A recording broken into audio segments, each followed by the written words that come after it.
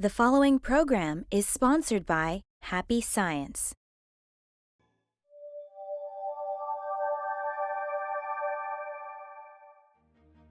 Hello, and thank you for accepting our invitation to happiness. Ryuho Okawa is a global visionary, renowned spiritual leader, and international best-selling author. With his deep spiritual insight, wisdom, and compassion, Okawa is committed to guide people to true happiness and create a better world. To accomplish this, he founded Happy Science Group in Japan in 1986, which is now a global movement in over 100 countries. His vision and message to the world goes beyond the differences of race and language. Together, throughout this program, we will be exploring ways to attain true happiness from a spiritual perspective and how you can create a better world starting from within. Today's topic is on a very deep and sensitive subject, the subject of terminating life, such as abortion, brain death, coma, and suicide, cause a lot of confusion, mixed emotions, and pain. Our aim here is to offer relief and salvation while giving an explanation from a spiritual perspective in order for those who go through such circumstances to make an educated decision. In general, there are two kinds of death, one by natural causes through old age or illness, and the other by early termination. Of course, we cannot cover everything about these delicate subjects within 30 minutes. However, it is our sincere hope that people will open their eyes to what happens to these souls when they go through early life termination. Before we go deeper, let's ask the people in New York what they think happens to these souls. Well, you can die inside and just kind of stagnate. You can kind of sell yourself out and forget, the reason you do the things you do. I think that's a kind of a Walking Dead kind of scenario. I do believe there's something spiritual in death, and I do think there is a part of life that is kept after death. But I don't know if there's actually a physical place we go up into the clouds. I'm still debating on that every day of my life.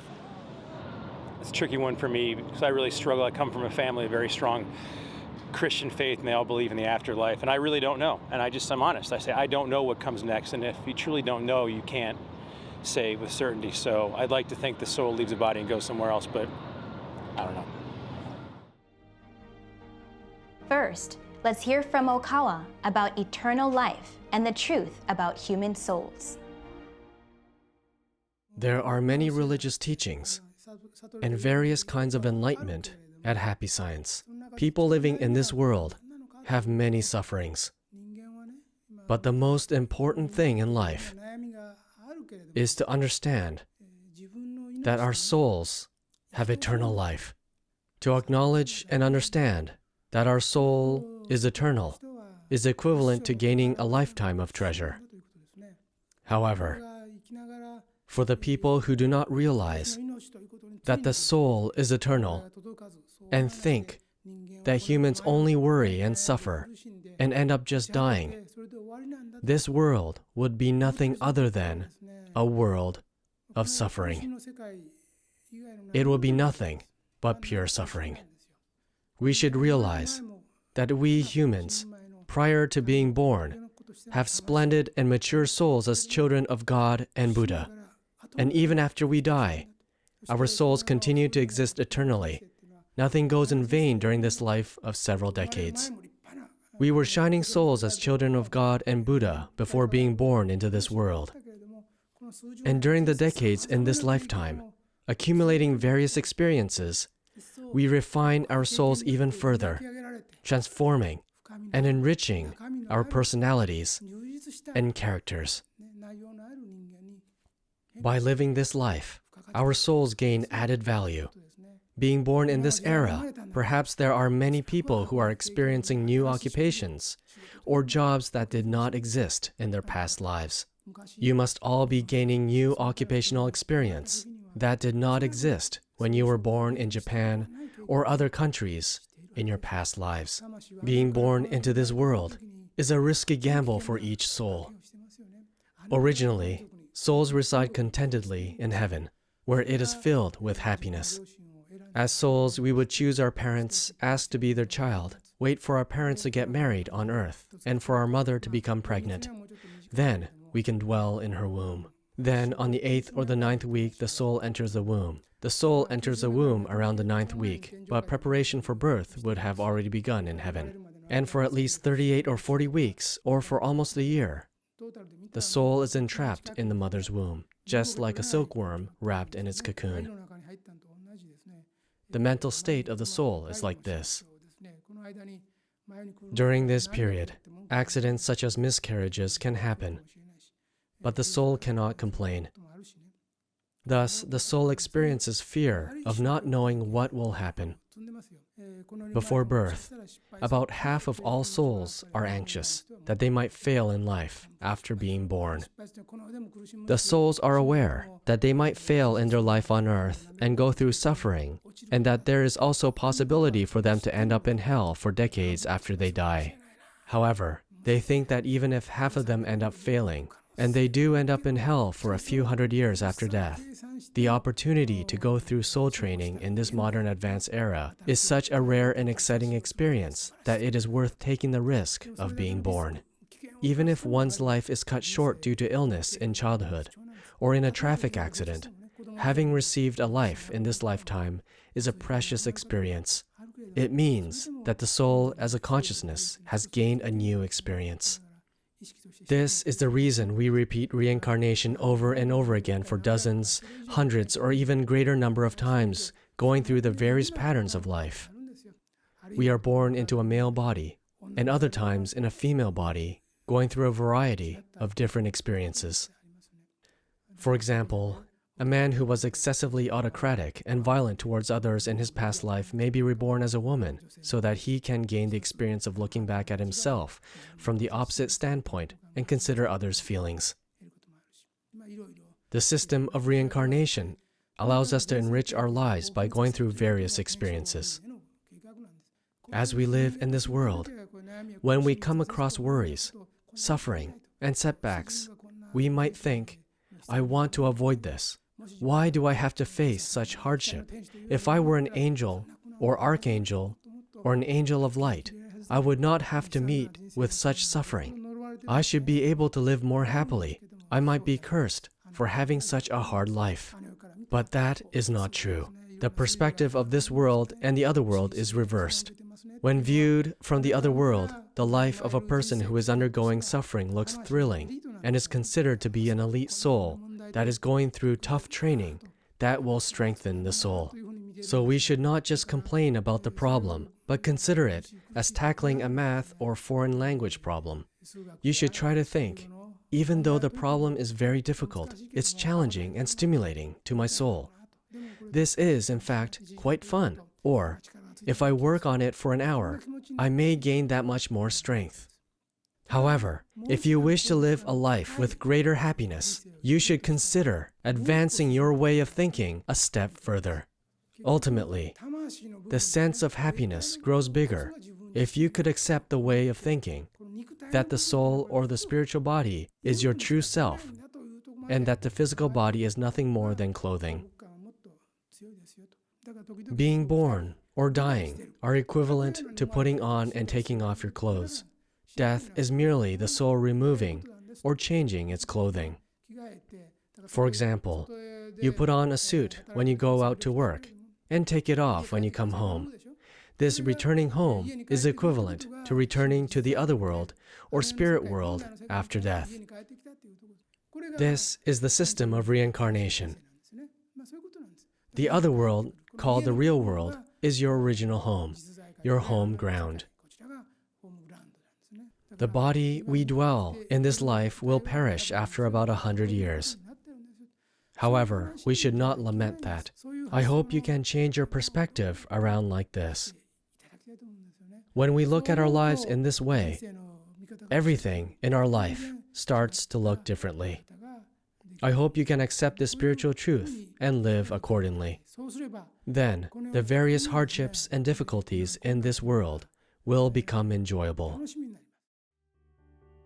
It is important to know that the essence of a human being is the soul, and the soul has eternal life. Through numerous reincarnations, we accumulate new experiences and attain wisdom that cultivates our souls. Obstacles in life are like math drills.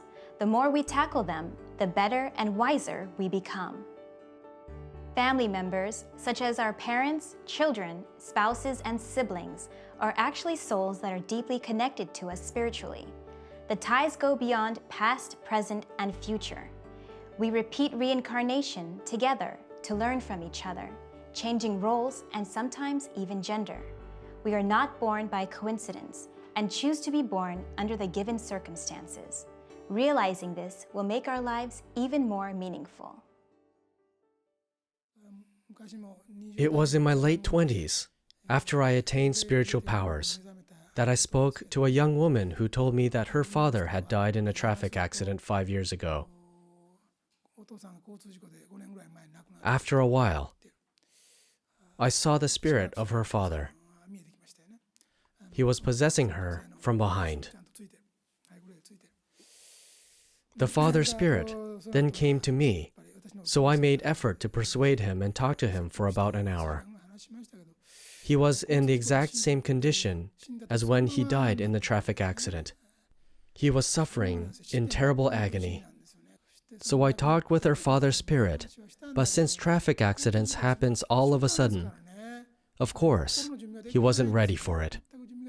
Without any time to think about what would happen to his family, and right in the middle of everything at work, he had suddenly lost his life.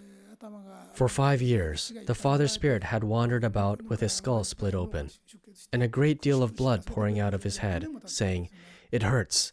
Somebody help me." Usually, after you die and become a spirit, there should be no pain or blood at all.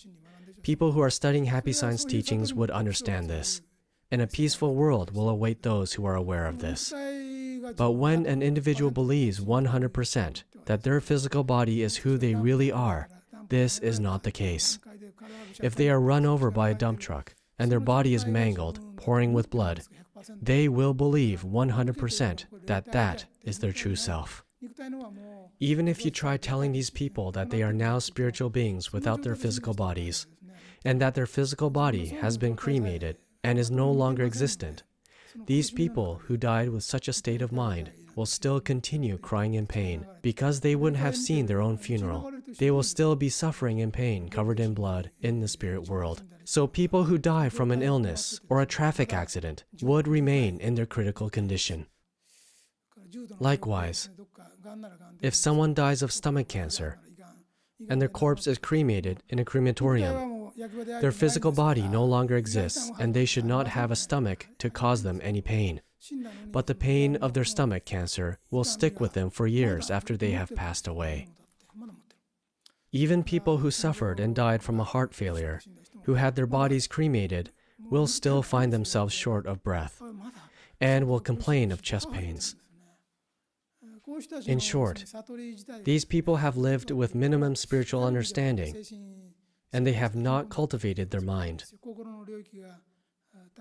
So these people believe that their spirit is made up of their brain and nerves, just like how the doctors told them. This is their level of enlightenment.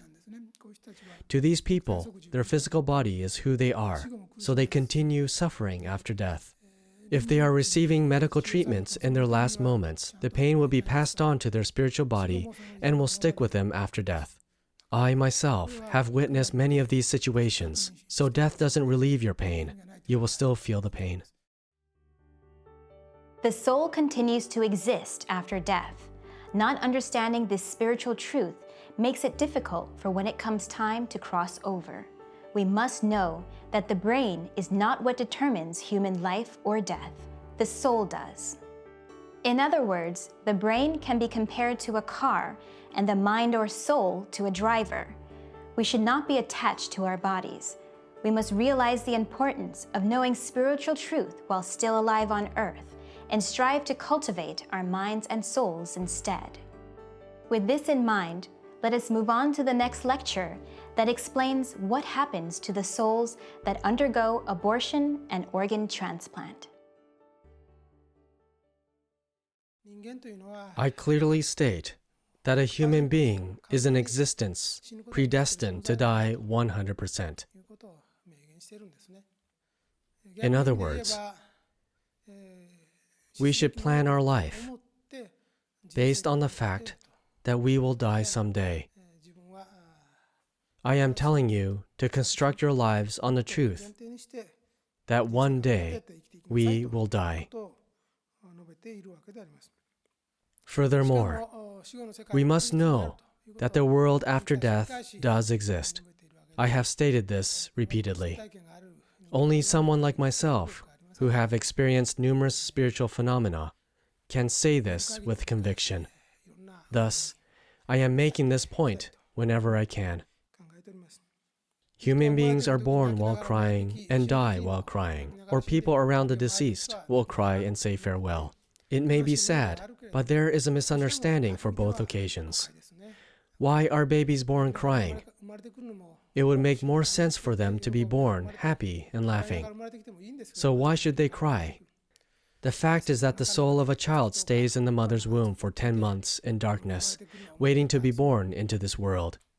During this time, the child is filled with the sorrow of loneliness, and even worrying whether he or she can be born safely. The child is filled with anxiety and fear, so it experiences a great sense of relief and happiness at birth, which is expressed through crying. The soul of a child worries whether he or she can be born safely, not only in the mother's womb, but since coming to an agreement with the parents-to-be in the heavenly realm, and through the period of preparation for a new life. This is particularly true in a country like modern Japan, where a large number of abortions take place. Some parents want to abort after their baby is already in the mother's womb. The mother may say, "I am pregnant, but I want to keep my job, so I want an abortion." Or the father may say, "I don't want any children," and abort the child. The child's soul may call out to them saying, "That's ridiculous," but unfortunately that voice cannot be heard. Of course, sometimes it can't be helped due to circumstances. But in the case of a loving couple, I hope they would bear and raise the children that they conceive. Abortion can be one of the most difficult choices in life, and if possible, it is best if you can avoid this decision. However, there are inevitable cases, such as when the mother's life is in danger, sexual assault, and for other physical or economical reasons. Nevertheless, by understanding spiritual truth, the most important thing is to recognize and respect the soul that wanted to be born.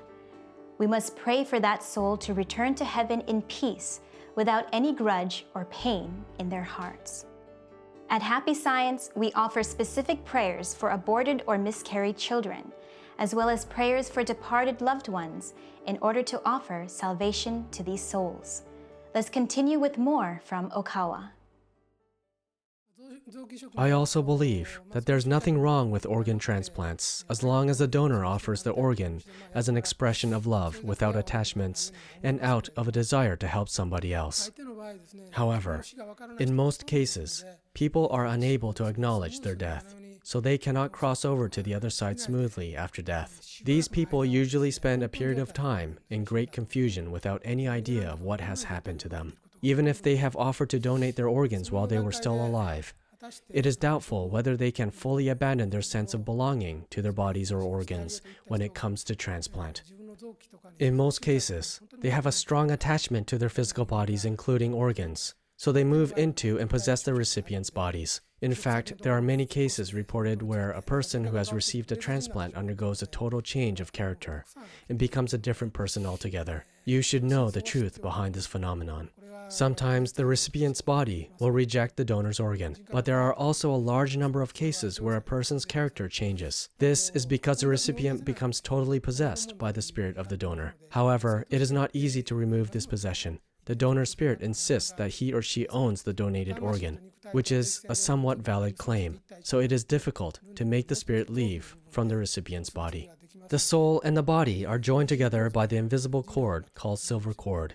But when an organ is transplanted, a different soul will enter the recipient's body, so the recipient's body will house two personalities. If the donor happens to be a good, angelic person, then it is fine. However, there is a high chance of receiving organs from those who are not very good or healthy in the spiritual sense. If someone was to receive a heart from a gangster who had been killed in a shootout, then this person may undergo a major personality change.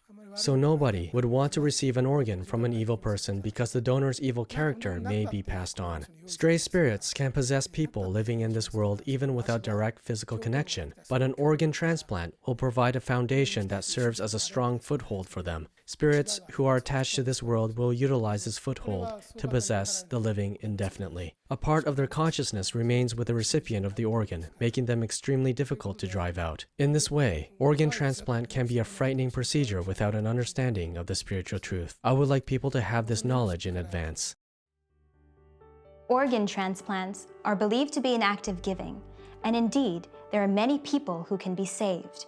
However, when the soul of the donor does not know they have passed away, phenomena such as organ rejection or even a multiple personality disorder might occur. Therefore, without spiritual knowledge, it can be a risky procedure. The donor, recipient, and their families need to understand spiritual truth and be sure not to treat the organ as a material object. Next, let's move on to the subject of suicide. There are people who do not realize that they are a spiritual being, a soul, even after they have died. I suppose that there are people who commit suicide, thinking that life will become easier if they pass to the other world. These people do not believe the other world exists. They think this world is full of pain, but life ends in this world. So if I die, my debts will disappear, the suffering from personal relationships will disappear, and the pain of being fired from my job will disappear. If I die, then all my problems will be solved. They then jump off a building or commit suicide in another way. It takes these spirits a long time to realize their existence as souls. As a result, even after they have arrived in the next world, they continue to commit suicide by jumping off tall buildings. When they do this, their bodies are smashed by the impact with the ground and blood flows from their wounds. It has the same effect as when they jumped into this world. Their bodies are destroyed and there is blood everywhere. They think, this time I have managed to die. But after a short while, their bodies repair themselves and they return to their original state. They then stand up, climb to the top of the building, and jump off again, repeating this many times. After a while, they tire of this endless repetition and return to the building in this world where they originally committed suicide. They search for someone who looks as though he wishes to die, and possesses him, and they jump together. There are some cliffs by the sea that are famous for the number of suicides that happen there. The spirits of those who have previously committed suicide drag other people to their deaths. They look for someone who is wandering around, deep in worry, then possess him and make him feel that the spirit's emotions are his own, and let him commit suicide. In this way, they continue to increase their numbers until a specific spiritual field is created in that place, which becomes like a kind of hell. So hell can be created in places that are famous as sites for suicides. Not knowing the truth is indeed frightening. There are people who commit suicide without knowing that there is life after death, and there are others who do so while believing they will go to heaven. Unfortunately, both remain unable to enter heaven. Even though you die on earth, life continues in the next world. Your life is eternal, so if you want to return to heaven after you die, you must live with a mind that is in accordance with that of the inhabitants of heaven while you are still on earth. This is the requirement for returning to heaven. If you want to know whether you will go to heaven or not, think about whether you have the same state of mind as the spirits in heaven. Do you think it is possible for people who have been driven into a corner and who die in anguish to return to heaven? Ask yourself this, and you will know the answer for yourself. In Japan, about 30,000 people a year commit suicide. It is a terrible thing, and of these people, approximately 20,000 are middle-aged or seniors who have come to a dead end in their work. There is an urgent need to stop these suicides, but without knowledge of the truth about the spirit world, it is impossible to find a countermeasure. What we must tell people who are thinking about committing suicide is to put aside their pride and vanity, because the only thing they can take back to the other world when they die is their own mind. No matter how hard their financial situation, no matter how their reputation or pride may be destroyed, it is always possible to make a fresh start. If you believe that life is limited to this world, then you will feel your future is hopeless and you may well want to die. However, life continues after death and your suffering is increased tenfold or even hundredfold. I hope that on this occasion, you will reconsider the nobility of humankind and realize the meaning of your soul training here on earth. Please understand how important it is to live on the basis of the knowledge that life after death really does exist. From the standpoint of eternal life, suicide is not the answer. Life is a school, and yes, it can be challenging. However, it is a training ground for refining our souls. Everything happens in life for a reason. Even if misfortune takes place, the important thing is how we get through tough times. We must understand that we all have purpose in life. And last but not least, never forget that God and angels are watching over and guiding us. God never gives us a burden we cannot handle.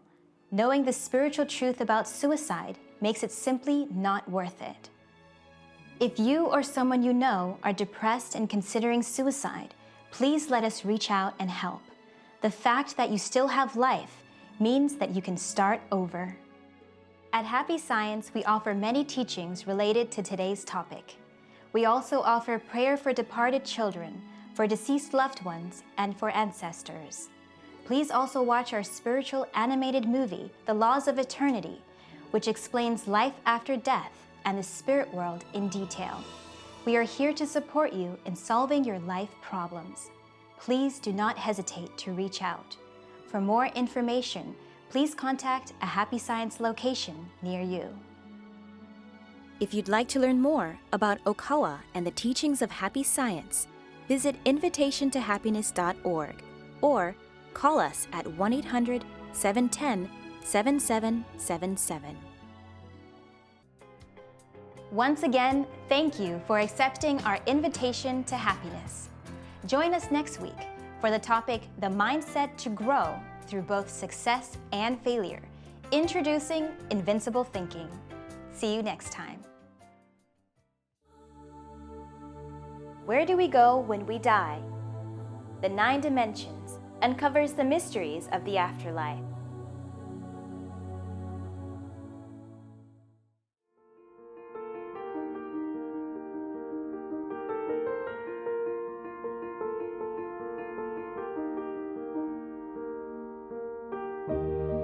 The preceding program was sponsored by Happy Science.